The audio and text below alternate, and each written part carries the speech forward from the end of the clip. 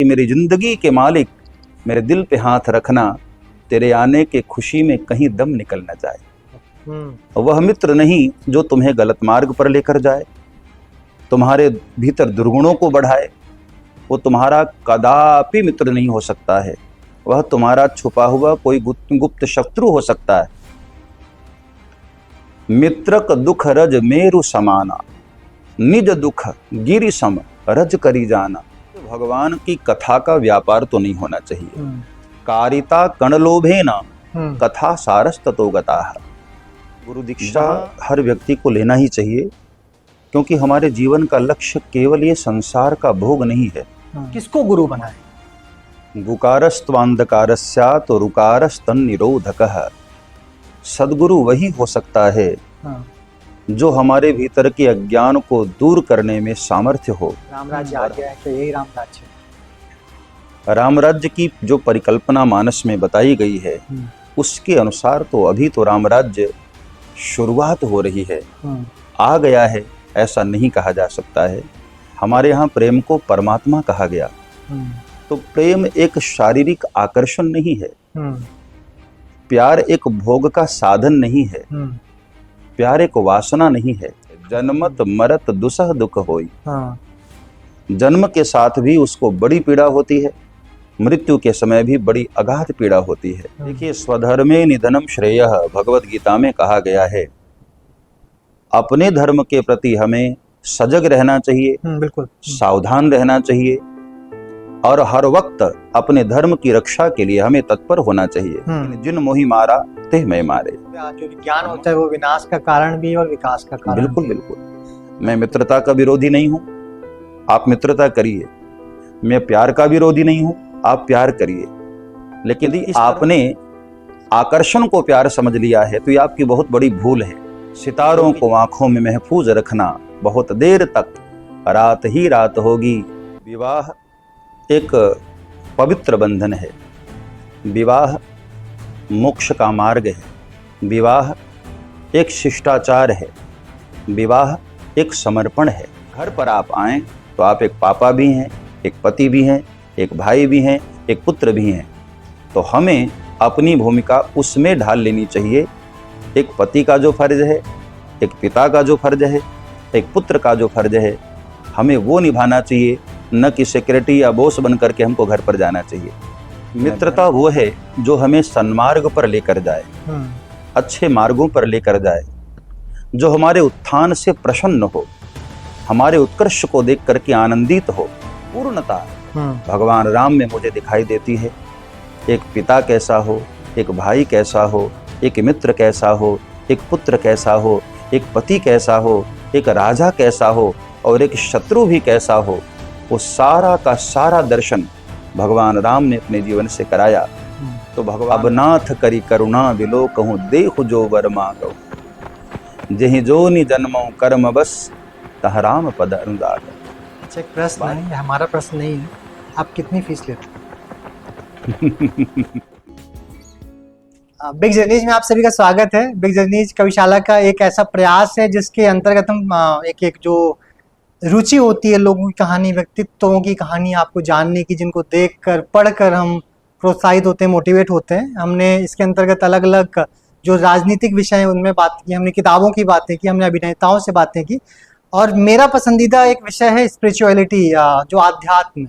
तो मुझे लगा उस पर बात होनी चाहिए। इसी पे परिचर्चा के लिए आज हमारे साथ हैं आज चिन्मयानंद बापू जी। बहुत बहुत स्वागत है आपका कविशाला में। जय श्री राम, जय श्री कृष्ण। क्योंकि प्रयास है हमारा कि हम एक जो जर्नी है, एक यात्रा है व्यक्तित्व की, जिस व्यक्तित्व को देखकर, आपको देखकर लोग प्रोत्साहित होते हैं, बहुत कुछ सीखते हैं।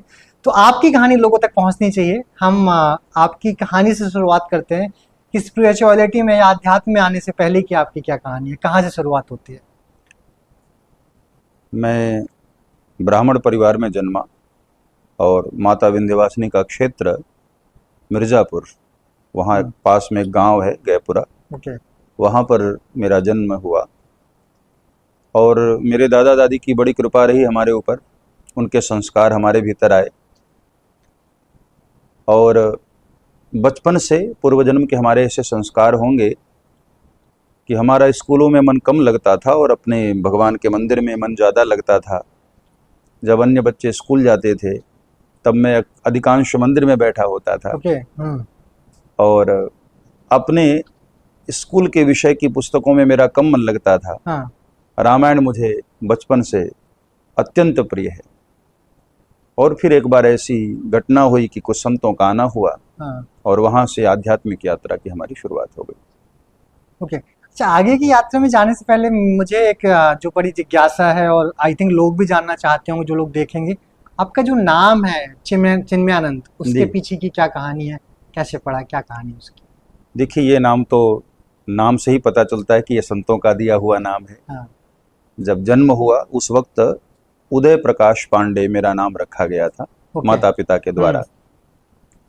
और फिर जब गुरुदेव की शरण में आए तो गुरु की शरण में आने पर व्यक्ति का एक दूसरा जन्म होता है। बिल्कुल।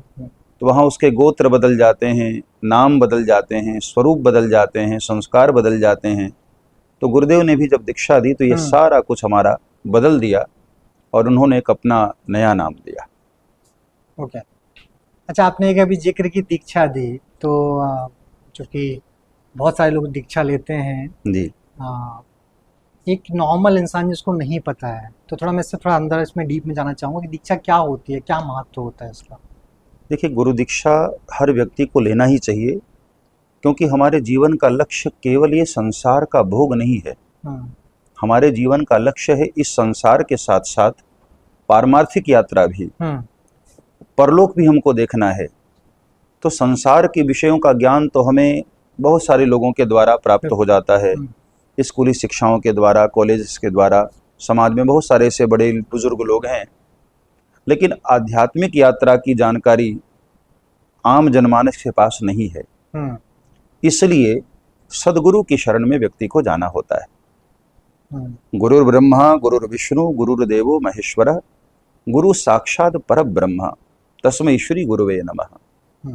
गुरु ही ब्रह्मा है, गुरु ही विष्णु है और गुरु ही शिव है।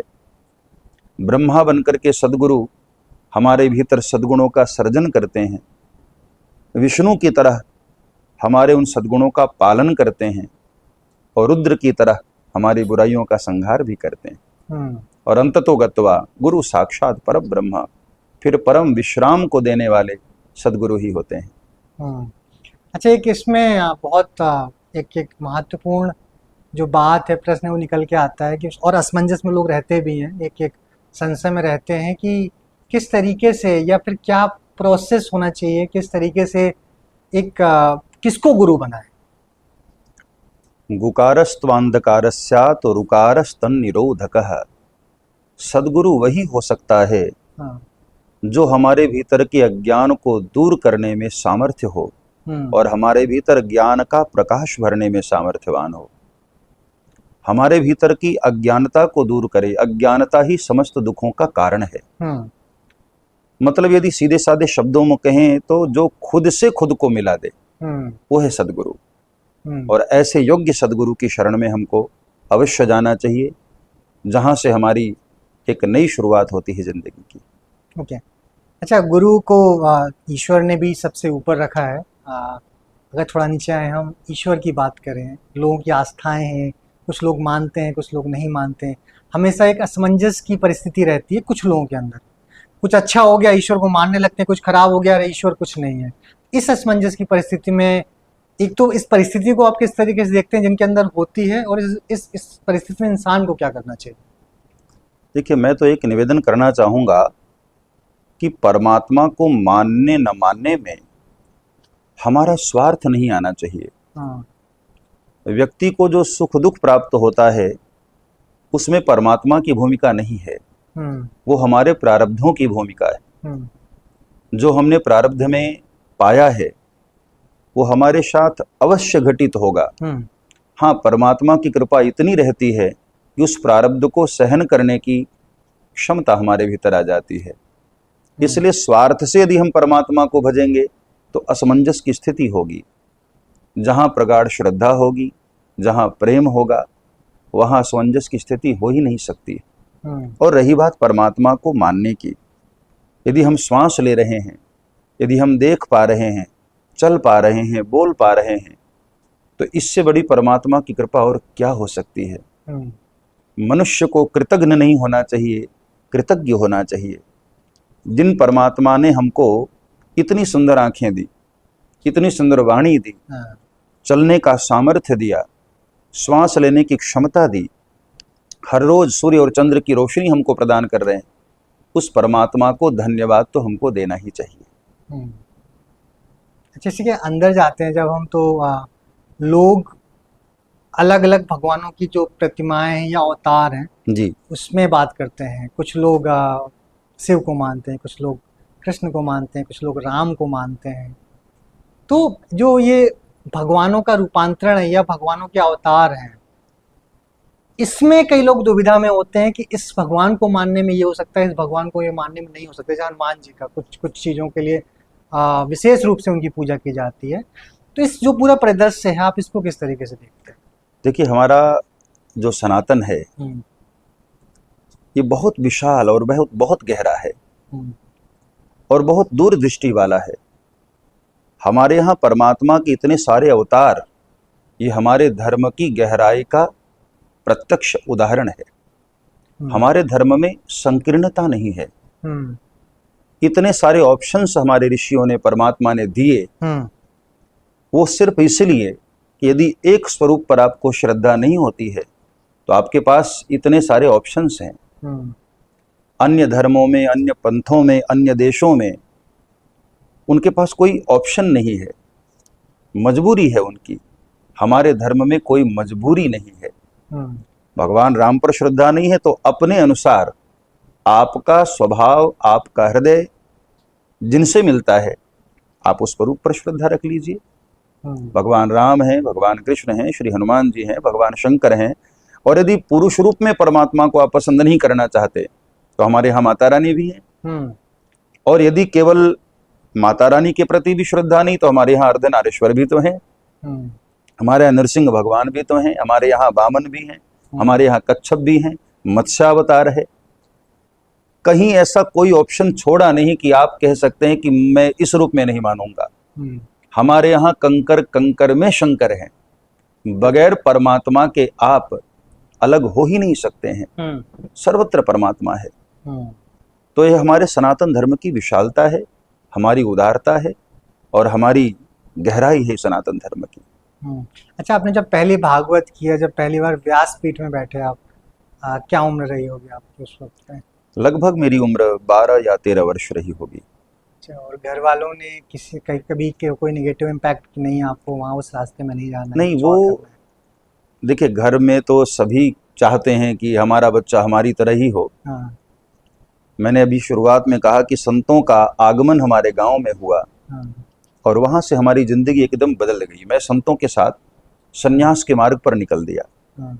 जीवन में मैंने कभी संत दर्शन नहीं किए थे। पहली बार जब संतों के दर्शन हुए तो मैं तो उनको देखने के लिए उत्सुकतावश गया था। 7वीं की मैंने परीक्षा दी थी और गर्मी का महीना था, छुट्टी चल रही थी स्कूल की, फ्री था, गौ माता की सेवा करता था, उनके लिए घास वास लाता था। किसी बच्चे ने बताया कि वो खेतों में कुछ महात्मा लोग आए हुए हैं। तो मैं तो उनको देखने के लिए उत्सुकतावश गया था। लेकिन जब दर्शन हुआ तो पहली बार उनके माध्यम से पता चला कि बच्चे भी संत के मार्ग पर जा सकते हैं। वरना तब तक तो मन में यही था कि वही बूढ़े लोग ही महात्मा के मार्ग पर जा सकते हैं। तो उत्साह बढ़ा, उनके साथ रह करके बड़ा आनंद हुआ।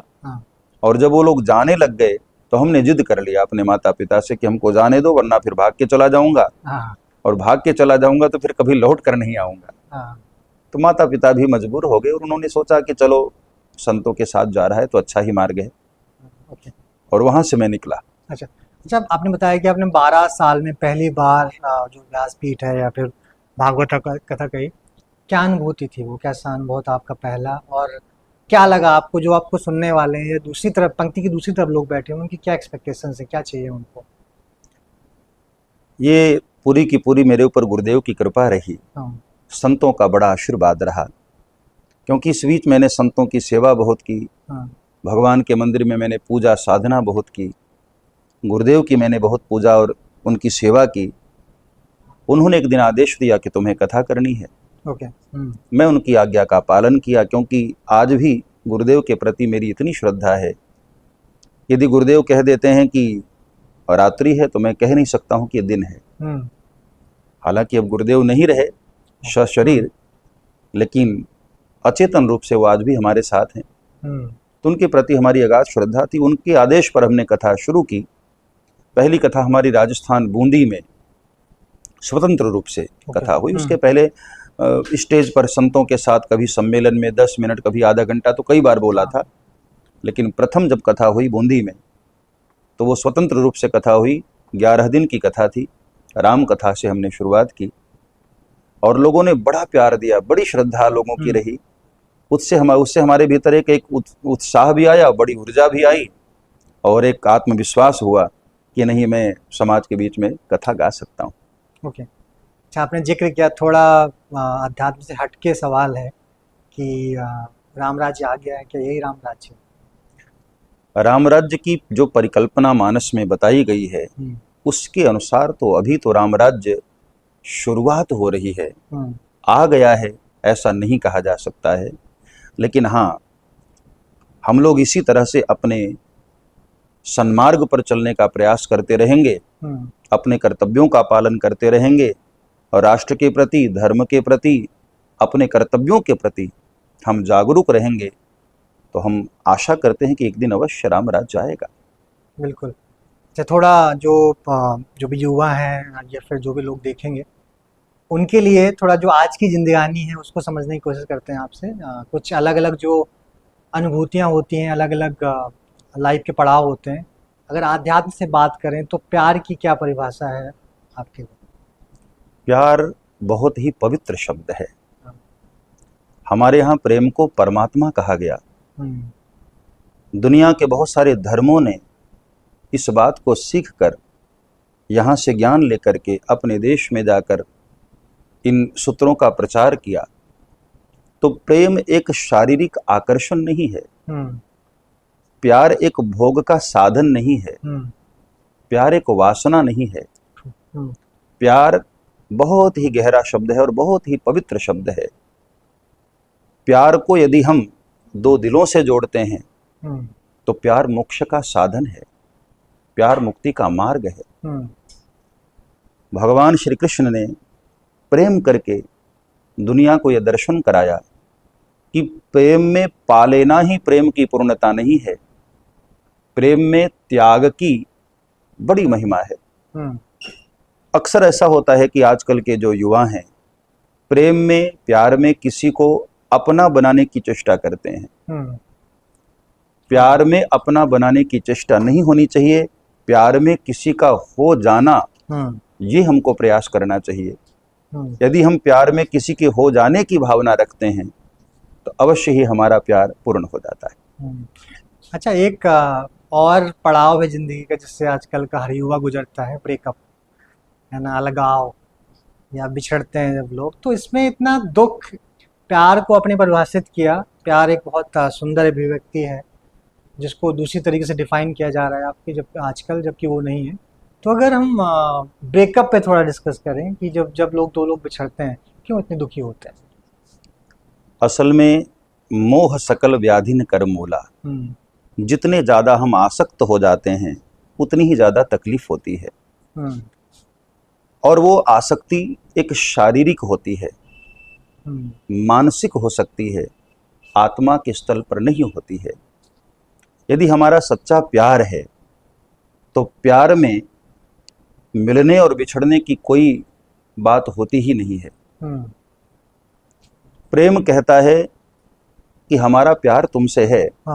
जैसे मनुष्य का प्यार परमात्मा से है, तो परमात्मा मिल भी जाए तब भी आनंद है, नहीं भी मिल रहा है तब भी परमात्मा के ध्यान में, परमात्मा की याद में आनंदित रहता है साधक।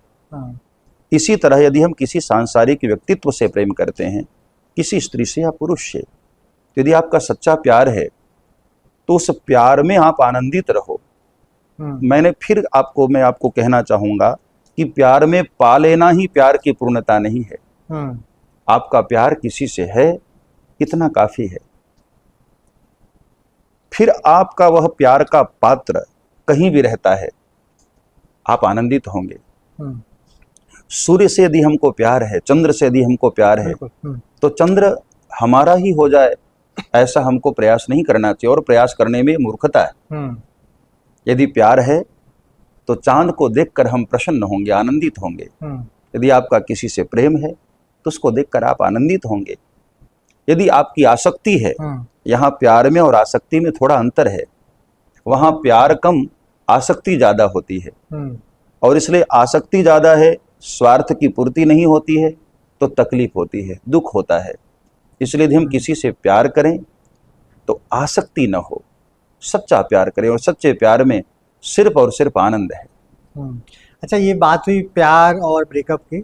और भी बहुत सारे इमोशंस होते हैं इंसान की लाइफ में। कभी दुखी होता है इंसान, कभी सुखी होता है, कभी हंस रहा होता है, कभी रो रहा होता है। तो जो अलग अलग इमोशनल फेसेस होते हैं लाइफ में एक इंसान के, उसमें अगर हम आध्यात्म की बात करें, भागवत की बात करें, तो एक जो हीलिंग प्रोसेस होता है किसी भी बुरे फेस से हील करने के लिए इंसान को, भागवत या आध्यात्म कितना सहायक होता है? ये बहुत बड़ा सहायक है, क्योंकि मनुष्य यदि आध्यात्मिक यात्रा से दूर है, आध्यात्मिक तत्वों से दूर है, तो निश्चित है कि वो परेशान हो जाएगा, घबरा जाएगा। इसलिए परमात्मा ने जब मनुष्य की सृष्टि की, उसके पहले उन्होंने वेदों का ज्ञान दिया मनुष्य को। वेद, शास्त्र, उपनिषद, पुराण, स्मृतियां, ये सब मनुष्य के लिए बहुत बड़ी सहायक हैं। इसमें बहुत सारे सूत्र दिए गए हैं कि किस प्रकार किस इमोशंस का आपको फेस करना है, किस परिस्थिति में आपको कैसे निकलना है। ये सारी बातें रामायण में, भगवत गीता में, शास्त्रों में रखी गई हैं। आज का युवा इन ग्रंथों से दूर हो गया, केवल गूगल तक सिमट करके रह गया। इसलिए बहुत सारी बातों का उसको ज्ञान नहीं है, बहुत सारे प्रश्नों का उसके पास हल नहीं है। जबकि आध्यात्म हमें हर परिस्थिति से सजग रहना सिखाता है, हर परिस्थिति से लड़ना सिखाता है, और हर परिस्थिति से निकलना सिखाता है। अब जैसे रात्रि किसी को नींद नहीं आती है, तो यदि उज्जयी प्राणायाम करता है, ओम का उच्चारण करता है, तो अवश्य उसकी गहरी निद्रा भी होगी। इसी तरह जैसे हम सुख दुख में कई बार बहुत ज़्यादा उत्साहित हो जाते हैं, बड़े ज़्यादा डिप्रेशन में चले जाते हैं, तो ऐसी परिस्थिति में आध्यात्म बहुत सहायक है। अच्छा, आपने जिक्र किया वेद, पुराणों, उपनिषदों का, कि जो जिनको इंसान बनाने से पहले बना दिया गया या फिर धरती में आने से पहले बना दिया गया। अच्छा, आपने आध्यात्म का अध्ययन किया है। अगर इंसान को बहुत ज़्यादा आध्यात्म नहीं पढ़ना है, कोई एक किताब पिक करनी है जहाँ से उसको शुरुआत करनी है, तो कौन सी किताब हो? एक ही साधे सब सधे, सब साधे सब जाए। मैंने जो अपने सदगुरु के द्वारा पाया है, संतों के द्वारा जो मैंने सीखा है, किसी भी एक विषय में व्यक्ति को पारंगत हो जाना चाहिए। किसी भी एक विद्या में। जैसे बचपन से मैंने एक ग्रंथ के प्रति अपना समर्पण भाव रखा, और वो है रामचरितमानस। तो नाना पुराण निगमागम सम्मतम यद, गोस्वामी तुलसीदास जी ने सभी शास्त्रों, पुराणों, उपनिषदों, वेदों का सार तत्व रामचरितमानस में रख दिया। देहाती भाषा में रखा, ग्राम्य गिरा में रखा, जन जन तक पहुंच जाए, वो गोस्वामी तुलसीदास जी ने प्रयास किया। लोग कहते हैं रामायण संस्कृत में है, रामचरितमानस बिल्कुल सरल हिंदी में है। तो एक कोई भी ग्रंथ के प्रति यदि हमारी श्रद्धा है, तो वो ग्रंथ ही हमें बहुत संबल प्रदान कर सकता है। चाहे वो भगवत गीता हो, रामचरितमानस हो, श्रीमद् भागवत हो, कोई भी ग्रंथ, एक के प्रति यदि हम समर्पित हो जाएं, तो एक ही साधे सब सधे। संगीत का एक सुर व्यक्ति साध लेता है, तो 6 के 6 सुर अपने आप फिर उसके सध जाते हैं। बिल्कुल। अच्छा, आपने रामचरितमानस का जिक्र किया। एक और मेरी जिज्ञासा है, अगर जिंदगी का सार बताना हो आपको रामचरितमानस की किसी एक चौपाई के जरिए, या किताब से हटके कोई एक मंत्र हो सकता है, तो वो सार एक मंत्र या रामचरितमानस के अंदर कोई चौपाई या कोई दोहा है, उसमें क्या होगा? कौन सी चौपाई या कौन सा दोहा होगा? देह धरे कर यह फल भाई, भजिए राम सब काम बिहाई। मैं तो अपनी आध्यात्मिक भाषा में ही बात करूंगा कि मनुष्य देह धारण करके, मनुष्य जीवन का लक्ष्य केवल भोग नहीं होना चाहिए। इस लोक में हमारी कीर्ति हो और परलोक में हमारी मुक्ति हो, जिंदगी को ऐसे हमको व्यतीत करना चाहिए। तो गोस्वामी तुलसीदास जी ने बहुत प्यारी बात कही, यही तनु कर फल विषय न भाई। मानव तन का फल भोग नहीं है, विषय नहीं है। मानव तन का लक्ष्य कुछ और है। तो हमें उस और प्रयास करना चाहिए। यही रामचरितमानस का सार है। तो एक विषय और है जो हमेशा इंसान खुश भी होता है, दुखी भी होता है। सबको पता है दोनों चीज़ें होनी है। इंसान का जन्म भी होना है, उसकी मृत्यु भी होनी है। तो जो एक उसमें इमोशनल फेस है दुखी वाला, या जन्म के समय सुखी वाला, जन्म के समय इतना सुखी और मृत्यु के समय इतना दुखी क्यों होता है इंसान? देखिए, जो जन्म ले रहा है वह न तो सुखी होता है और न उस वक्त तक उसका हमको इमोशन हमको पता होता है। घर के लोग खुशियां मनाते हैं जन्म के साथ, और मृत्यु के बाद घर के लोग ही दुखी होते हैं। वह जो जीव जन्मा है तो जन्मते समय भी उसको तकलीफ है और मरते समय भी तकलीफ है। जन्मत मरत दुसह दुख होई। जन्म के साथ भी उसको बड़ी पीड़ा होती है, मृत्यु के समय भी बड़ी अगाध पीड़ा होती है। तो दोनों ही दुख के कारण हैं, जन्म भी और मृत्यु भी। इसलिए हमारा अध्यात्म ये कहता है कि चलो कोई बात नहीं, आपने जन्म तो ले लिया, लेकिन ऐसा कर्म करो, ऐसे सदकर्म करो, ऐसे प्रयास करो कि अगला जन्म हो ही ना। तो इस पीड़ा से सदा सदा के लिए जीव मुक्त हो सकता है। ओके, अच्छा, आपने समय की बात की। एक बहुत डिस्कशन करते अलग अलग धारणाएं हैं लोगों की, और युगों का जो सिद्धांत है अलग अलग तरीके से लोग परिभाषित करते हैं। अगर आपसे हम जानना चाहें कि आप किस तरीके से देखते हैं एक तो चारों युगों को, प्लस मैं साथ में आपसे ये भी जानना चाहूँगा कि क्या कलयुग आ गया है, कलयुग आने वाला है, कल के भगवान आ चुके हैं या आने वाले हैं? क्या आपका क्या ओपिनियन है इसमें?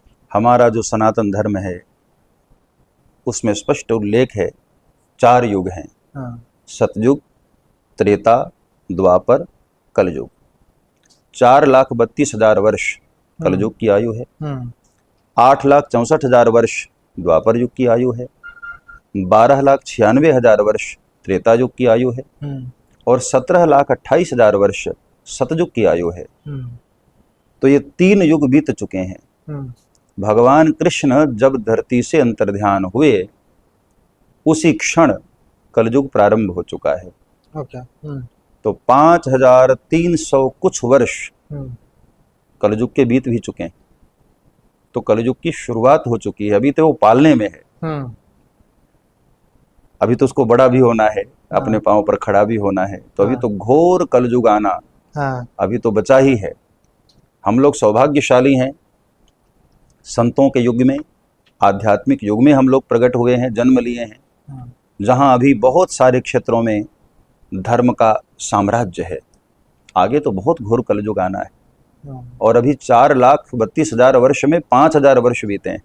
अभी तो पूरा का पूरा कलयुग पड़ा हुआ है। भगवान के आने का जो संकेत है शास्त्रों में, वो कलयुग के अंतिम चरण में। 4,32,000 वर्ष को यदि हम 4 भागों में बांट लें तो अंतिम भाग में भगवान का प्रागट्य होगा, जो कलयुग का समापन करके सतयुग की स्थापना करके अंतर्ध्यान होंगे। अच्छा, एक जो हम कविशाला पे बात कर रहे हैं, अगर लिटरेचर की बात ना करें, साहित्य की बात ना करें तो ऐसा नहीं हो सकता है। अगर मैं थोड़ा हटूं आध्यात्मिक किताबों से, साहित्यिक किताबों पे आऊँ, कविताएं हैं, कहानियां हैं, क्या पढ़ते हैं आप? मुझे साहित्यिक गद्य पढ़ना बहुत अच्छा लगता है। अलग अलग संतों के द्वारा लिखित जो पुस्तकें हैं, जैसे मैंने आचार्य रजनीश जी को भी बहुत पढ़ा है, ओशो को भी मैंने बहुत पढ़ा है, स्वामी अखंडानंद जी महाराज के साहित्य को भी मैंने बहुत पढ़ा है, और पंडित रामकिंकर उपाध्याय जी के साहित्य को भी मैंने बहुत पढ़ा है। श्रीमद् भागवत पर जितनी टीकाएं मुझे प्राप्त हुई, महर्षि रमण को भी मैंने पढ़ा है, अरविंद जी को भी मैंने पढ़ा है। वैसे बहुत सारे ग्रंथ जो हमारे आध्यात्म से रिलेटेड होते हैं वो मुझे बहुत प्रिय होते हैं। रामचरितमानस पर कोई भी व्याख्या यदि किसी की होती है तो मैं उसको पढ़ता हूँ। जैसे रामचरितमानस की सबसे बृहद व्याख्या जो अभी तक है, मानस पीयूष, तो उसका तो मैं लगातार निरंतर अध्ययन करता रहता हूँ। क्या खास बात लगी आपको? मानस पीयूष में एक एक शब्दों की पूरा उघेड़ करके डिटेल से डिटेल जितनी गहराई हो सकती है एक एक शब्दों पे बड़ी बृहद व्याख्या है। रामचरितमानस जितनी मोटी ग्रंथ है उससे भी डबल डबल एक एक कांड पर 2-2 पार्ट 3-3 पार्ट में उसकी व्याख्या है। पूरे देश भर के जितने भी मानस के विद्वान हैं, जितने भी वेद पुराण के आचार्य हैं, उन सभी ने रामचरितमानस के एक एक शब्दों पर अपना मत दिया है, अपना अर्थ दिया है। तो ये सब ग्रंथ मुझे बहुत प्यारे लगते हैं। और हमारा नित्य का नियम होता है कि या तो रात्रि के समय किसी संत को सुनता हुआ सोता हूँ और या तो कुछ पढ़ता हुआ सोता हूँ। ओके। अच्छा, मैं पढ़ रहा था, आपका थोड़ा रिसर्च कर रहा था, उस पर मुझे दिखा कि आपने कुछ आध्यात्म की किताबें भी लिखी हैं जी। थोड़ा उनके बारे में बताइए, क्या है, अगर वो लोग पढ़ना चाहें तो किस तरीके से पढ़ें। देखिए, कथाओं की यात्रा हमारी इतनी आगे बढ़ी, लगभग आज 28 से 30 वर्ष हो रहे हैं कथा गाते गाते।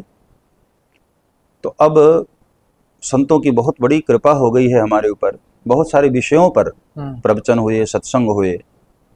जैसे हनुमान चालीसा पर अभी तक हमने 7 भागों में हमने कथा की। लंदन जब भी जाते हैं तो हनुमान चालीसा पर एक स्थान है जहां हनुमान चालीसा पर ही कथा होती है। ओके। तो 7 दिनों की कथा में 3 या 4 चौपाइयां हम लोग व्याख्या के लिए ले पाते हैं 3-3 घंटे में। तो उन कथाओं को ही पुस्तक रूप दिया गया। जैसे संपूर्ण राम कथा जो हमारी है उसको मानस दर्शन का नाम दिया। संपूर्ण भागवत की जो यात्रा है उसको भागवत दर्शन या नाम दिया गया। ओके। ऐसे ही प्रेम सूत्र पर हमने एक जगह कथा गाई तो उसको मानस प्रेम दर्शन का नाम दिया गया। एक जगह हमने अंगद जी पर ही केवल 7 दिन 9 दिन कथा गाई तो उसको मानस अंगद दर्शन नाम दिया गया। तो ऐसे बहुत सारे जिन जिन विषयों पर कथाएं हुई तो उन विषयों पर उसका टाइटल दे करके उसको ग्रंथ के रूप में प्रतिपादित किया गया। ओके। और भक्त लोग पढ़ करके बड़े आनंदित होते हैं। ये अच्छा है कि हनुमान चालीसा की जो चौपाइयाँ उनको या फिर उनकी जो पंक्तियाँ उनको एक्सप्लेन करना बुक्स के माध्यम से लोगों तक पहुंचना बहुत ज़रूरी है। क्योंकि एक्सप्लेनेशन की बात की हमने तो एक बहुत टॉपिक है आजकल बड़ा हॉट है कि राधा जी पे बड़ा विवाद चल रहा है जी। कुछ लोग मानते हैं कि उनका जो भागवत महापुराण में उनका व्याख्यान है, कुछ लोग मानते हैं नहीं है। किस तरीके से देखते हैं आप, क्या परिदृश्य? जैसे फूल में खुशबू तो है लेकिन दिखाई नहीं देती है, ऐसे ही राधा जी के बगैर तो भागवत पूरी हो ही नहीं सकती है, लेकिन वहाँ अदृश्य रूप से हैं। जैसे परमात्मा सर्वत्र व्याप्त है लेकिन अचेतन रूप से, अदृश्य रूप से, ऐसे ही संपूर्ण भागवत में राधा जी व्याप्त हैं लेकिन वह प्रकट नहीं है। उसका कारण ये है, एक तो संत लोग जो कहते हैं कि सुखदेव जी की दीक्षा गुरु हैं राधा जी। राजा परीक्षित को जब कथा सुनाने बैठे तो 7 ही दिन था राजा परीक्षित के पास। अपने गुरु के प्रति इतनी श्रद्धा है, इतना अगाध प्रेम है सुखदेव जी को, गुरु का नाम जुबां पर आते ही वो समाधिस्थ हो जाते थे। तो उनको लगा कि यदि मैं गुरुदेव का नाम लूंगा और मैं समाधिस्थ हो गया तो इस बेचारे राजा का क्या होगा, इसके पास तो 7 ही दिन शेष हैं। तो ये सोच करके सुखदेव जी ने प्रगट रूप से कहीं राधा जी का नाम नहीं लिया, लेकिन राधोपनिषद में, राधा तापनी उपनिषद में जो राधा जी के अन्य नामों का जिक्र आता है उन नामों की बहुत सारी चर्चा है श्रीमद् भागवत में। कहीं बड़ी गोपी कहा गया, कहीं कुछ कहा गया, कहीं कुछ कहा गया। तो जरूरी नहीं कि राधा जी का वही राधा ही नाम लिया गया, अन्य नामों की चर्चा श्रीमद् भागवत में है। कहीं प्रधान गोपी, कहीं बड़ी गोपी, इस तरह से बहुत सारे जिक्र आते हैं। नहीं, कुछ लोग जिनकी भी जिज्ञासा थी उनका ये कुछ सोचेंगे इस टॉपिक पे और कुछ समाधान मिलेगा उनको। जो लोग केवल राधा नाम को ढूंढते हैं उनको मैं निवेदन करूंगा कि राधा जी के जो अन्य नाम हैं उन नामों के प्रति भी आपको जानकारी होनी चाहिए, और उन नामों को यदि आप भागवत जी में ढूंढेंगे तो आपको अवश्य प्राप्त हो जाएगा और आपके अंदर जो एक जिज्ञासा है उसकी तृप्ति हो जाएगी। राधा जी पूरे भागवत में व्याप्त हैं। राधा तत्व के बगैर कृष्ण तत्व भी अधूरे हैं। भगवान कृष्ण के द्वारा आराधिता है राधा जी, इसलिए उनका नाम राधा है। भगवान श्री कृष्ण के प्रेम की धारा हैं, इसलिए राधा है। जिनके द्वारा अनंत ब्रह्माणी, अनंत रुद्राणी और अनंत महालक्ष्मी प्रकट होती हैं, वो तत्व हैं श्री राधा रानी। तो राधा रानी के बगैर किसी भी शक्ति के स्वरूप की परिकल्पना हो ही नहीं सकती है। इसलिए राधा जी के विषय में किसी को भी कोई संशय नहीं रखना चाहिए। और मैं सबको निवेदन करना चाहूँगा कि राधा तत्व को जानना है तो एक बार राधोपनिषद का अध्ययन जरूर करना चाहिए। उपनिषद वेदों की ही शाखाएं हैं। बिल्कुल। वेदों का जो ज्ञान कांड है, अंतिम भाग है, उसी के सूत्रों को उपनिषदों में रखा गया है। तो वेद मतलब सुप्रीम कोर्ट, उससे ऊपर तो कुछ नहीं है। तो वेद तो अंतिम प्रमाण माने जाते हैं। तो जो वेदों को ही मानते हैं उन्हें राधोपनिषद पढ़ना चाहिए। और राधा तत्व के विषय में वहां जो जानकारी है, मुझे नहीं लगता कि उसके बाद फिर कोई संशय रह जाए। अच्छा, एक अलग अलग तरीके से परिभाषित किया जा रहा है आज के दिन में दोनों चीज को, हिंदू धर्म को, सनातन को। क्या दोनों अलग हैं, क्या सेम है? क्या ओपिनियन है? दोनों ही बातें एक ही हैं, सेम ही हैं। सनातन का मतलब है पुरातन। इसका कोई, जैसे परमात्मा को कोई नाम नहीं है, सारे नाम भक्तों ने अपने भाव के अनुसार, श्रद्धा के अनुसार रखे हैं। उसी तरह से जो हमारा सनातन है, इसका कोई नाम नहीं है। तो कोई हिंदू भी कह देते हैं, कोई सनातन भी कह देते हैं। ये दोनों ही एक दूसरे के पूरक हैं, दोनों ही एक ही बात है। क्या जिस तरीके से आज के दिन जो लोग हैं या फिर जो हिंदुत्व को एक तरीके से जो मार्केट करने में लगे हो, क्या इसी तरीके से परिभाषित किया गया हिंदू धर्म को या सनातन धर्म को? देखिए, स्वधर्मे निधनम श्रेयः भगवत गीता में कहा गया है। अपने धर्म के प्रति हमें सजग रहना चाहिए, बिल्कुल, सावधान रहना चाहिए, और हर वक्त अपने धर्म की रक्षा के लिए हमें तत्पर होना चाहिए। जहां पर हमारे धर्म पर कोई प्रहार करने आ रहा है, तो भगवान श्री कृष्ण की तरह हमें भी सजग होकर, डट करके, खड़े होकर के हमको अधर्मियों का, विधर्मियों का मुकाबला करना चाहिए। हम किसी अन्य की भावनाओं को ठेस नहीं पहुंचाते हैं, लेकिन जिन मोहि मारा तेह मैं मारे। हनुमान जी महाराज ने ये शिक्षा दी कि हम किसी पर प्रहार नहीं कर रहे हैं, लेकिन भैया कोई हमारे ऊपर भी प्रहार मत करो, वरना तो हमारे यहाँ का कानून भी कहता है कि आत्मरक्षा के लिए यदि आप हथियार उठाए हैं उसमें कोई दोष नहीं है। यदि आप हमारे धर्म पर प्रतिघात करेंगे, हमें छेड़ेंगे, तो फिर खुद भी नहीं बचेंगे। और मैं समझता हूं कि आज का युवा बहुत जागरूक हो रहा है, और ये युग ऐसा आया है कि जब लोगों की चेतना को जागरूक किया है और हमारे देश का युवा जागरूक हो रहा है, इससे बड़ी उम्मीदें हो रही हैं हमारे धर्म के लिए, हमारे राष्ट्र के लिए। एक बहुत अच्छी बात है ये। मैं देख रहा हूं कि जब से सोशल मीडिया, बहुत बाढ़ आई सोशल मीडिया पर, तब से हमारे युवा भी बड़े जागरूक हो गए हैं और अपने धर्म के प्रति बिल्कुल ईमानदारी से खड़े हो गए हैं। मैं उसको कट्टरता नहीं कहूँगा, उसको मैं अति श्रद्धा कहूँगा, पूर्ण विश्वास कहूँगा। और यही विश्वास की आवश्यकता थी हमारे देश के युवाओं को, और आज उस पर खड़े। अच्छा, एक चीज़ और है, ये सकारात्मक बहुत सारे बदलाव हुए जो अच्छी चीज़ है। जिस तरह की कुछ नकारात्मक चीज़ें चल रही हैं, बहुत सारी हमने आसपास में, ऐसी हम बंगाल की बात करें, बहुत सारी चीज़ें आसपास में होती रहती हैं।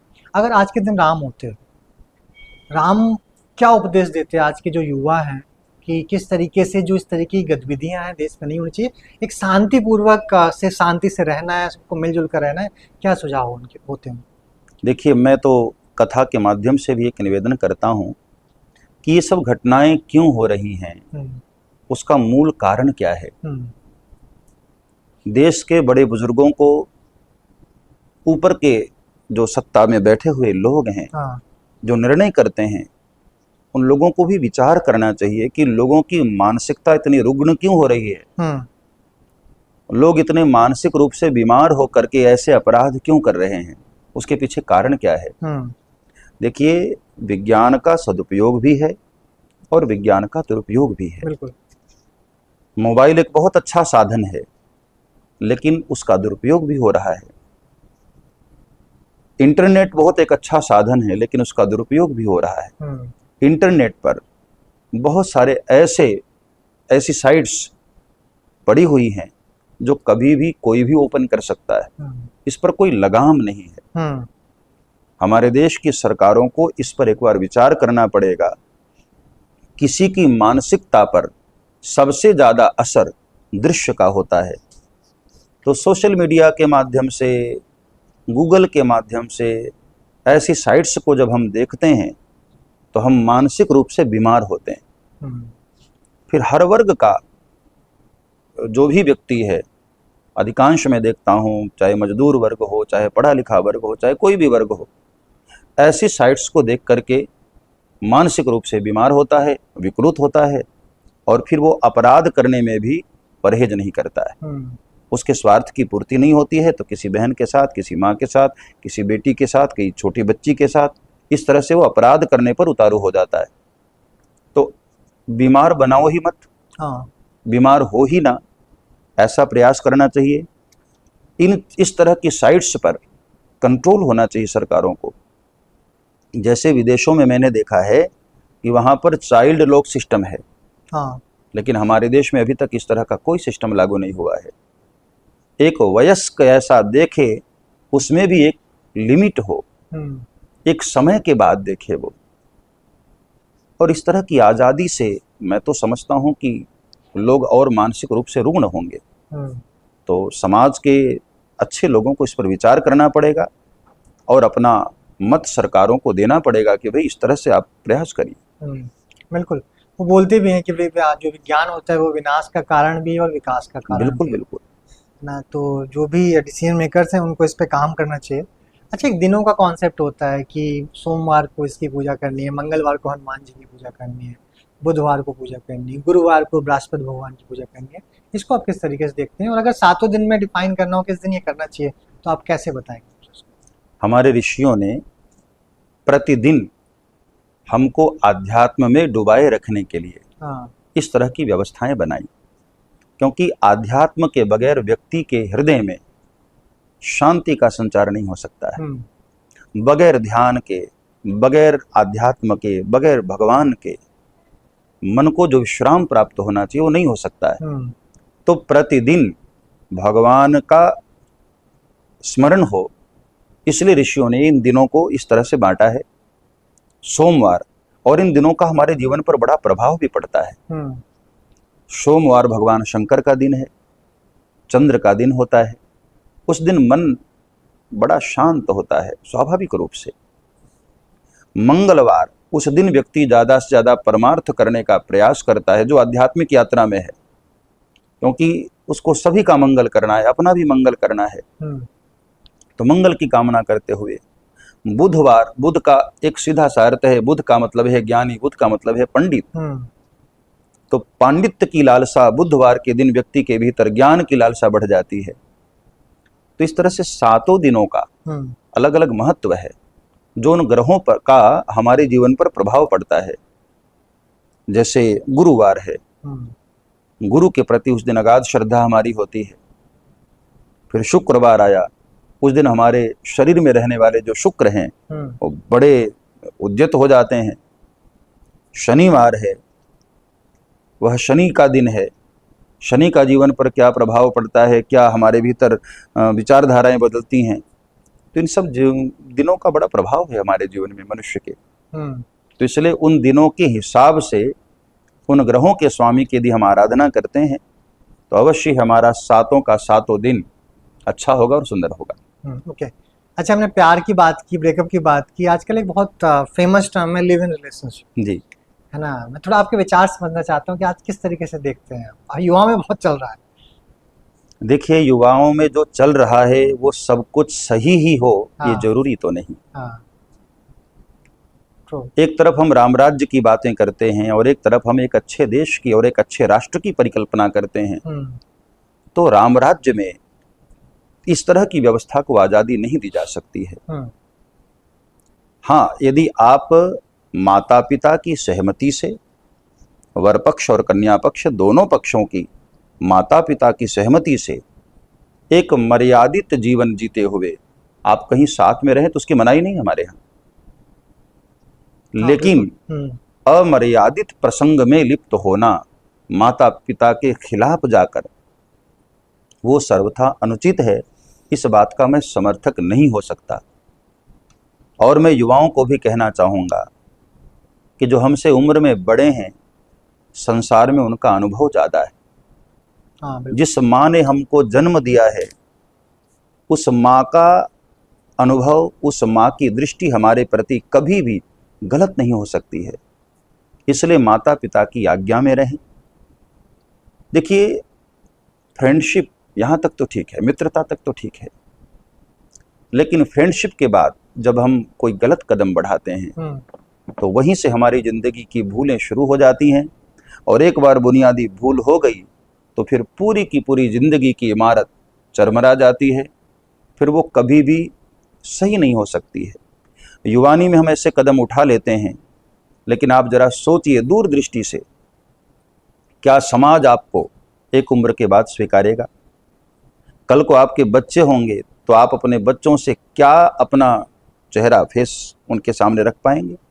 क्या संस्कार देंगे आप उनको? आज हमने युवानी में चलो ऐसे कदम बढ़ा लिए, लेकिन कल को यदि हमारी बेटी ने हमको पूछ लिया कि माँ इस उम्र में तू क्या कर रही थी, तो उस बेटी को हम क्या जवाब देंगे? कल को हमारा पुत्र पूछ लिया कि पापा जी आप इस उम्र में थे तो आपने कैसे जीवन शुरुआत की थी, तो हम एक बच्चे को क्या जवाब देंगे?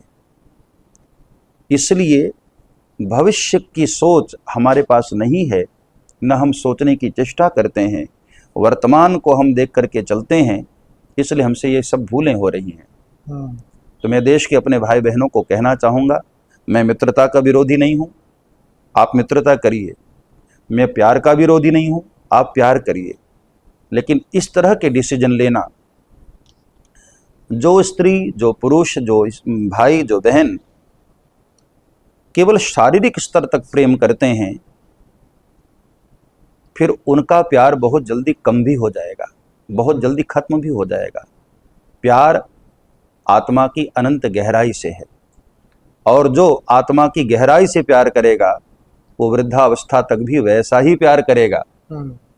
जैसे हमने पूर्व काल में देखा होगा, हमारे दादा दादी आई लव यू नहीं बोलते थे बात बात में, लेकिन फिर भी आज उनका प्यार इतना गहरा है कि एक दूसरे के बगैर रह नहीं पाते हैं।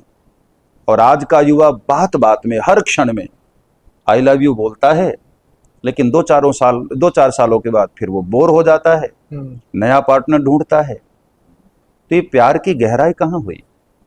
ये तो शारीरिक आकर्षण हुआ, एक भोग का साधन हुआ। और मैं युवा भाई बहनों को कहना चाहूंगा, यदि आपने आकर्षण को प्यार समझ लिया है तो ये आपकी बहुत बड़ी भूल है, क्योंकि जिस दिन वो आकर्षण का केंद्र आपको मिल जाएगा, उसी दिन आपका उससे प्यार घटना शुरू हो जाएगा।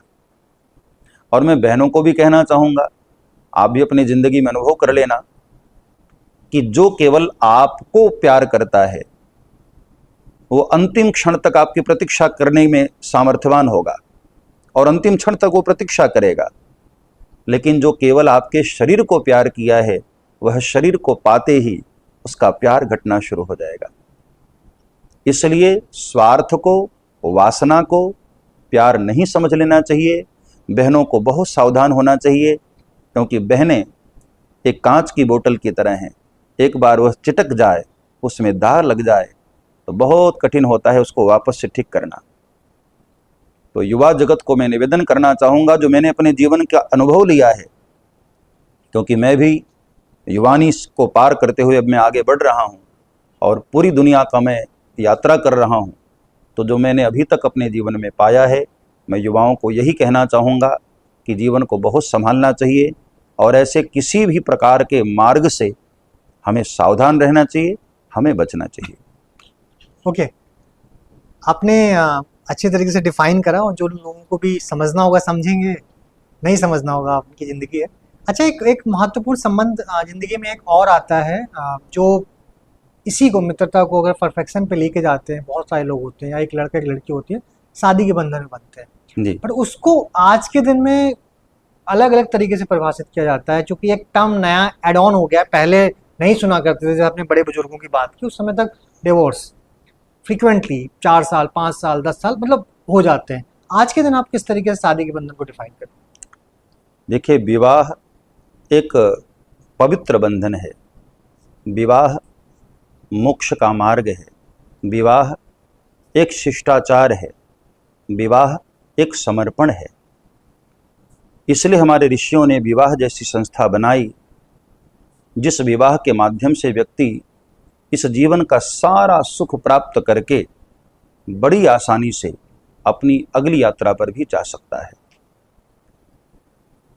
यदि हम विवाह को, अपनी पत्नी को बड़े ही आदर के भाव से स्वीकार करेंगे, शिष्टाचार पर चलते हुए, त्याग और समर्पण की भावना रखते हुए, तो निश्चित है कि हमारे जैसी गृहस्थी स्वर्ग में भी नहीं हो सकती। लेकिन यदि हम केवल भोग की पूर्ति का साधन मानेंगे तो हम बोर भी होंगे और अगले ही क्षण हमारा मन किसी दूसरी स्त्री के प्रति, दूसरे पुरुष के प्रति आकर्षण होगा और वो हमें बहुत अंधेरे गहराई की ओर लेकर के जाएगा, जो हमारी जिंदगी को बर्बाद करेगा। यदि आपके प्रारब्ध में सुख लिखा है तो उसी पत्नी से और उसी पति से प्राप्त होगा, और यदि आपके मन को तृप्ति वहां नहीं मिली तो मैं दावे के साथ कहता हूं, संसार में कहीं भी भटक कर देख लो, ना आपको शांति मिलेगी, ना आपको तृप्ति मिलेगी। प्रारब्ध में जिसके साथ हमारा संयोग लिखा था उसके साथ परमात्मा ने आपको मिला दिया। माता पिता ने जो निर्णय दिया है आपके लिए वो बिल्कुल परफेक्ट है।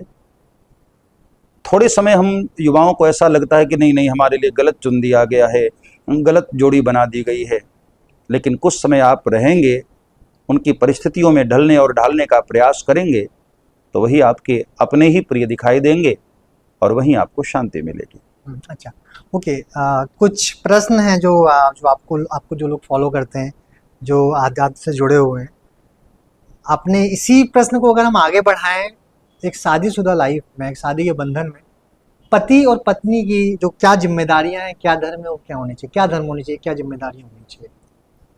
रामचरितमानस के आधार पर मैं कहूं तो पत्नी का जो धर्म है समर्पण भाव और प्यार, और पति का धर्म है अपनी पत्नी को आदर देना, दुलार देना, उसको सम्मान देना, उसकी कोमल भावनाओं को समझना, उसकी छोटी छोटी बातों को गंभीरता से सुनना और उस पर उसको पूर्ण करने का प्रयास करना। यदि इस भाव से दोनों रहते हैं तो शादी एक बंधन नहीं, मुक्ति का द्वार दिखाई देगी। अधिकांश हमने देखा है ऋषि परंपराओं में कि माताएं मर्यादित रहकर घर की जिम्मेदारियां उठाती हैं और पुरुष घर की सारी व्यवस्थाओं को व्यवस्थित करने के लिए जॉब करते हैं, नौकरी करते हैं, व्यापार करते हैं, और पुरुष बाहर का कार्य संभालता और स्त्री घर का कार्य संभालती है। और समय समय पर दोनों बाहर भी घूमने जाएं, बाहर की यात्राएं भी करें, तीर्थों की यात्रा करें, अलग अलग प्लेसेस पर जाएं। तो एक सुखद ये गृहस्थी, उसका ये फॉर्मूला तो यही है। अच्छा, एक प्रश्न और है जो मुझे लगता है कि मुझे भी उसका जो आंसर समझने की जिज्ञासा है कि व्यावसायिक ज़िंदगी में, और मोस्टली जो हम लोग हैं, हम स्टार्टअप्स एरा में जी रहे हैं, तो हम उसी एज से निकल रहे हैं। एक व्यावसायिक ज़िंदगी में जब आप ऑफिस का काम करने के बाद में या 9 to 5 जॉब के बाद में घर जाएं, पति या पत्नी के ऊपर जो एक हेडेक होता है उस जॉब का या उस व्यावसायिक ज़िंदगी का, उसमें किस तरीके से उन दोनों को मिक्स नहीं होने दे, उस तनाव को और एक पारिवारिक ज़िंदगी? ये बहुत अच्छा प्रश्न आपने उठाया। अधिकांश ये होता है कि हम ऑफिस की बातें घर पे लेके आते हैं, घर की बातें ऑफिस में लेकर जाते हैं और दोनों जगह ही गड़बड़ हो जाता है। तो हमें बहुत सावधानी से ऑफिस से निकले तो ऑफिस की बातें वहीं हमको छोड़ देनी चाहिए। देखो, एक सक्सेस व्यक्ति वो है जो जिंदगी को अलग अलग भूमिकाओं में जीता है। जैसे माँ के सामने हम जाते हैं तो हमारा व्यवहार अलग होता है, पत्नी के सामने जाते हैं तो व्यवहार अलग होता है, भाई के साथ बैठे होते हैं तो वहाँ हमारा व्यवहार अलग होता है, और मित्र के साथ बैठते हैं तो वहाँ हमारा व्यवहार अलग होता है। उसी प्रकार ऑफिस में बैठें तो हम ऑफिस में बॉस हैं या कर्मचारी हैं या सेक्रेटरी हैं, जो भी हैं। घर पर आप आएँ तो आप एक पापा भी हैं, एक पति भी हैं, एक भाई भी हैं, एक पुत्र भी हैं। तो हमें अपनी भूमिका उसमें ढाल लेनी चाहिए। एक पति का जो फर्ज है, एक पिता का जो फर्ज है, एक पुत्र का जो फर्ज है, हमें वो निभाना चाहिए, न कि सेक्रेटरी या बॉस बन करके हमको घर पर जाना चाहिए। तो मैं बहनों से भी यही प्रार्थना करूंगा और भाइयों से भी यही प्रार्थना करूंगा कि आप लोग जहां पर हैं वैसी भूमिका में जीना शुरू कर दें, जीवन बड़ा सुखद हो जाएगा। अब जैसे मैं व्यासपीठ पर होता हूं, मैं अपना ही उदाहरण दूं। व्यासपीठ पर बैठा होता हूं तो मैं कथाकार के रूप में हूं, एक प्रवचनकर्ता के रूप में हूं। लेकिन जब मैं घर पर होता हूं तो बच्चों का पिता भी हूं, पत्नी का पति भी हूं, भाई भी हूं, किसी का मित्र भी हूं, किसी का शिष्य भी हूं। तो मैं अपनी पूरी जिम्मेदारी हर तरह से निभाता हूं। अब बच्चों के साथ हम बैठ करके यदि हम केवल आध्यात्मिक चर्चा करें, केवल वेद और वेदांत की बातें करें, तो उनको भी लगेगा कि कैसे हैं हमारे पापा। तो बच्चों के साथ तो बच्चा बनना पड़ता है, पत्नी के साथ एक पति के रूप में रहता हूं, और व्यासपीठ पर बैठता हूं तो वहां जिम्मेदारी, वहां हमारी जो भूमिका है वो राष्ट्र के लोगों को हमें मार्गदर्शन देना है, तो हमारी वो भूमिका होती है। तो ऐसे ही युवाओं को भी अपनी सब भूमिका स्पष्ट कर लेनी चाहिए, तो जीवन बड़ा सुखद हो जाएगा। अच्छा, हमने संबंधों की बात की, एक संबंध मेरे से मिस हो गया और मेरे अंदर मतलब मुझे अभी जैसे याद आया कि एक वो कृष्ण और सुदामा का जो व्याख्यान है, मित्रता का व्याख्यान है, खासकर वो जग जाहिर है। आज के दिन में अगर मित्रता का जिक्र करें तो किस तरीके से परिभाषित करें? देखिए, मित्रता वो है जो हमें सन्मार्ग पर लेकर जाए, अच्छे मार्गों पर लेकर जाए, जो हमारे उत्थान से प्रसन्न हो, हमारे उत्कर्ष को देख करके आनंदित हो। वह मित्र नहीं जो तुम्हें गलत मार्ग पर लेकर जाए, तुम्हारे भीतर दुर्गुणों को बढ़ाए। वो तुम्हारा कदापि मित्र नहीं हो सकता है, वह तुम्हारा छुपा हुआ कोई गुप्त शत्रु हो सकता है। मित्रक दुख रज मेरु समाना, निज दुख गिरि सम रज करी जाना। मित्र सच्चा कौन है? जैसे सपोज करिए हमारे मित्र को कोई तकलीफ है और उससे बड़ा हमको भी तकलीफ था, या उस दुख से मैं भी गुजर रहा हूं, और हमारे मित्र को भी हमने देखा और उसके भीतर भी कोई परेशानी है, कोई प्रॉब्लम है। तो मित्र का धर्म वहां क्या है कि अपने पर्वत जैसे दुख को भूल जाए और मित्र के छोटे से दुख को भी बहुत बड़ा मानकर उसको दूर करने का प्रयास करे। वो है सच्चा मित्र। यदि हमारे मित्र के भीतर कोई बुराई है, कोई दुर्गुण है, जैसे नशे का आदी हो गया है, जुए का आदी हो गया है, गलत चीजें उसके भीतर आ गई हैं, तो एक सच्चा मित्र वो है अपने मित्र के उस दुर्गुण को जब तक निकाल न दे तब तक वो शांति से बैठे ना। आजकल के जो फ्रेंडशिप हो रहे हैं, मैं युवाओं को कहना चाहूंगा सावधान रहें इस मामले में, क्योंकि अधिकांश युवा अपने फ्रेंडशिप के चक्कर में सिगरेट के आदी हो जाते हैं, जुए सट्टे के आदी हो जाते हैं, शराब के आदी हो जाते हैं। तो ऐसे जो तुम्हारे फ्रेंड्स, तुम्हारे मित्र तुम्हें सिगरेट की लत लगाएं, गुटखे की लत लगाएं, शराब की लत लगाएं, उनको कभी भी अपना मित्र मत समझना। वह तुम्हारे नाश के कारण बनेंगे, तुम्हारे विनाश के कारण बनेंगे। सच्चा मित्र वही है जो तुम्हें सन्मार्ग पर लेकर के जाए, सत्संग की ओर लेकर के जाए, अच्छाइयों को लेकर के जाए। वो है सच्चा मित्र। ओके, थोड़ा हम आखिरी की तरफ बढ़ते हैं। एक प्रश्न भी है इसमें, जो आपकी जिन लोगों ने भी राम कथा सुनी होगी तो उनका प्रश्न है कि राम को अगर परिभाषित करना हो, उसकी परिभाषा क्या? भगवान राम, मैं एक ही शब्द में कहना चाहूंगा, मर्यादा के पूर्ण स्वरूप, साक्षात विग्रहवान धर्म। मैंने भगवान के अलग अलग अवतारों को भी मैंने पढ़ा है, मैंने आध्यात्मिक दर्शन भी किया है, लेकिन मैं अपनी भाषा में कहना चाहूँगा तो भगवान राम से बड़ा मुझे कोई दिखाई नहीं देता है। पूर्णता भगवान राम में मुझे दिखाई देती है। एक पिता कैसा हो, एक भाई कैसा हो, एक मित्र कैसा हो, एक पुत्र कैसा हो, एक पति कैसा हो, एक राजा कैसा हो और एक शत्रु भी कैसा हो, वो सारा का सारा दर्शन भगवान राम ने अपने जीवन से कराया। तो भगवान राम बहुआयामी व्यक्तित्व हैं, जहाँ वो जैसे रहे वैसे उनकी भूमिका रही।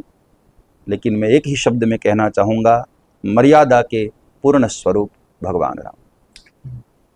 अच्छा, एक प्रश्न है, ये हमारा प्रश्न नहीं है, आप कितनी फीस लेते जो लोग कथा कराते हैं, जिनके मन में ऐसा प्रश्न है, उन कथा कराने वालों को पूछ लें। हैं? हमारी व्यक्तिगत हमने कभी कोई फीस निर्धारित की ही नहीं। और ये मैं खुल करके आपको बताऊं, जो भी खर्च होते हैं कथाओं में, वो कथाओं के डेकोरेशन में होते हैं। अच्छा पंडाल, अच्छी व्यवस्थाएं, एयर कंडीशन पंडाल, तो जो जितना आयोजक पैसे लगा देते हैं तो लोगों को लगता है कि ये बापू बड़े महंगे। एक समय था जब हमने कथा की शुरुआत की, साधारण से पाइप पंडाल लगते थे, उसमें भी मैंने कथा गाई है, 2-2 वक्त की कथा गाई है। और मैं अपना व्यक्तिगत जीवन के बारे में भी आपको मैं बताऊं तो हमने तो संतों की मंडली से कथा शुरू की, जहां न कोई यजमान होता था, न कोई पैसे देने वाला होता था। मिल गए तब भी ठीक है, नहीं मिल गए तब भी ठीक है। तो हमने अपने जीवन में ऐसा कोई दक्षिणा निर्धारित नहीं की है। जो खर्च होते हैं वो आप दे दो, हमें कुछ ना भी दे तो भी कोई बात नहीं है। अच्छा, आजकल एक परिदृश्य है जो सोशल मीडिया पे चलता भी रहता है कि जो कथावाचक हैं, जो लोग कथा सुनाते हैं, वो लाखों करोड़ों में रुपए लेते हैं। जी, एक तो आप तक भी ये बातें पहुंचती होंगी, तो इस परिदृश्य को आप किस तरीके से देखते हैं, अगर ये सच्ची कहानियां हैं? देखिए, भगवान की कथा का व्यापार तो नहीं होना चाहिए। इस बात से तो मेरे भी मन को पीड़ा होती है। हम कथा करेंगे, दक्षिणा मिलेगी, ये बात अलग है, लेकिन दक्षिणा मिलेगी तभी हम कथा करेंगे, ये सर्वथा अनुचित है। मैं युवा जो कथाकार हैं, जो नए नए अभी क्षेत्र में आ रहे हैं, उनको भी मैं यही निवेदन करता हूं कि यदि आप ये सोच करके आ रहे हैं कि कथा में जाएंगे तो बहुत पैसे मिलेंगे, तो वह पैसा आपके लिए हितकर नहीं होगा। कथा को व्यापार नहीं बनाना चाहिए, कथा को बिजनेस नहीं बनाना चाहिए। और भगवान की कथा ये हमारे पुण्यों का एक स्वरूप होना चाहिए। एक बहुत बड़ी भूमिका, बहुत बड़ी जिम्मेदारी कथाकार की होती है, जो समाज की दिशा को तय करने जा रहा है। तो एक व्यापारिक भावना से कथा नहीं करनी चाहिए, हमेशा त्याग और उदारता के भाव से कथा करना चाहिए। और श्रीमद् भागवत में खुद कहा गया है, कारिता कणलोभेन कथा सारस्ततो गताः। जहां ये सौदा हो जाता है ना, तय कर लिया जाता है कि इतनी ही मैं आपसे लूंगा तभी कथा करूंगा, वहां कथा का रस समाप्त हो जाता है। ये भागवत जी का प्रमाण है, कारिता कणलोभेन कथा सारस्ततो गताः। मैं व्यासपीठ पर बैठा होता हूं तो अपनी मस्ती में कथा गाता हूं। हमारे ऊपर दक्षिणा की कोई टेंशन नहीं होती है। मिल गया तो भी ठीक, नहीं मिल गया तो हमने अपने माँ के पेट से थोड़ी मिलाया था। कविताएं पढ़ते हैं आप? पढ़ता भी हूँ, सुनता भी हूँ। कोई कविता जो आपको सुनी हो या फिर कभी पढ़ी हो, याद रह गई हो? वैसे तो बहुत सारी कविताएं अभी एकदम से तो नहीं याद आएंगी। एक दो कविताएं मैं कथाओं के बीच में बोलता हूँ। जी बिल्कुल। भगवान राम जिस वक्त अयोध्या लौट रहे हैं, वो खुशी के क्षण, सितारों को आंखों में महफूज रखना, बहुत देर तक रात ही रात होगी। जब हम रामचरितमानस को विराम करने जा रहे होते हैं तब इन पंक्तियों को गाते हैं। भगवान राम जब अयोध्या पहुंच रहे होते हैं, उस वक्त अयोध्या वासियों के हृदय में इतनी खुशी और इतना आनंद है, अयोध्या वासियों को लग रहा था कि मेरी जिंदगी के मालिक मेरे दिल पे हाथ रखना, तेरे आने के खुशी में कहीं दम निकल न जाए। शानदार। तो ऐसे बहुत सारी पंक्तियां हैं जो हमारे हृदय को छू जाती हैं। रामचरितमानस की एक कविता, एक छंद जो मेरे प्राणों से ज्यादा मुझे प्रिय है। ओके। जब बाली घायल अवस्था में पड़े थे, उस वक्त उन्होंने भगवान का दर्शन करते हुए बड़ी सुंदर प्रार्थना की। ऐसा कोई स्थान नहीं, ऐसा कोई दिन नहीं, ऐसा कोई समय नहीं जब मैं इस पंक्ति को गुनगुनाता न रहूं। अब नाथ करी करुणा बिलो कहूं, देहु जो वर मांगऊं, जेहि जोनि जन्मों कर्म बस तह राम पद अनुरागऊं। बाली ने कहा कि प्रभु, एक ही प्रार्थना मैं आपसे करता हूं कि कर्मानुसार कहीं भी मेरा जन्म हो, आपकी मर्जी है, कहीं भी आप मुझे जन्म दे दें, लेकिन जहां भी जन्म देना अपने चरणों से मुझे दूर मत करना, तह राम पद अनुरागो। ये हमारे जिंदगी का एक बड़ा प्रिय, आप कविता कह लें, छंद कह लें, सूत्र कह लें। नहीं, बहुत शानदार पंक्तियाँ लोगों तक पहुँचे। साथ में एक अच्छी बातचीत हुई। बहुत बहुत धन्यवाद, आपने वक्त निकाला और जो विचार हैं अलग अलग, जो आज के युवाओं की समस्याएं कहिए जिनका समाधान ढूंढ रहे हैं या फिर किसी भी तरीके से संशय में हैं, तो कुछ ना कुछ समाधान इस बातचीत से उनको ज़रूर मिलेगा। जो लोग भी सुनेंगे, अगर इस बातचीत से किसी एक व्यक्ति की भी ज़िंदगी में कुछ परिवर्तन हम ला पाएँ तो ये प्रयास सार्थक हो। बहुत बहुत जय श्री राम।